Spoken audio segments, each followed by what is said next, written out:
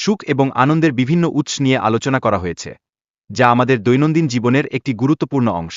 এই উৎসগুলো আমাদের মানসিক ও শারীরিক ওয়েল-বিইং এর জন্য অপরিহার্য। যখন আমরা সুখী ও আনন্দিত থাকি, তখন আমাদের কর্মক্ষমতা এবং সৃজনশীলতা বৃদ্ধি পায়। এখন আত্মবিশ্বাস এবং তার প্রভাব নিয়ে কথা বলা যাক। আত্মবিশ্বাস আমাদের উন্নতির জন্য অত্যন্ত জরুরি। যখন আমরা নিজেদের ওপর বিশ্বাস করি, তখন আমরা নতুন চ্যালেঞ্জগুলোকে সহজে মোকাবেলা করতে পারি। এই বিশ্বাস আমাদের ভিতরে শক্তি সঞ্চার করে এবং আমাদের কাজের প্রতি প্রতিশ্রুতি বৃদ্ধি করে। নতুন প্রজন্মের জন্য বাস্তব জীবনের চ্যালেঞ্জগুলো মোকাবেলা করার উপায় নিয়ে আলোচনা করা হয়। এই চ্যালেঞ্জগুলোকে ইতিবাচকভাবে গ্রহণ করা অত্যন্ত গুরুত্বপূর্ণ।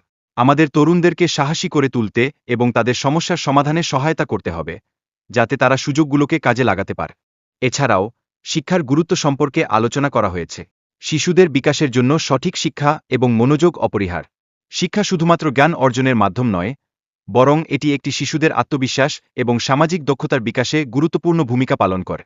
শিক্ষার পাশাপাশি বিরক্তি কাটানোর জন্য বিভিন্ন পন্থার প্রয়োজনীয়তা তুলে ধরা হয়েছে।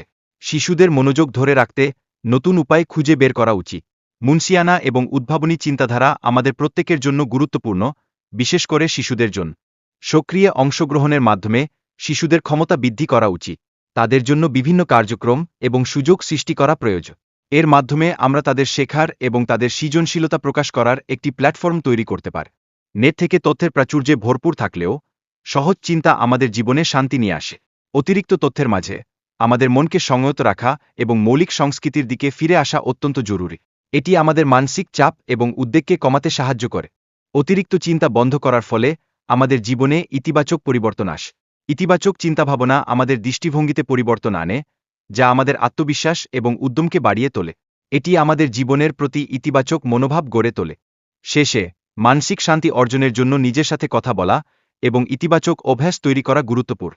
যখন আমরা নিজেদের সাথে সম্পর্ক স্থাপন করি, তখনই আমরা আমাদের সেরা সংস্করণে পৌঁছাতে পারি।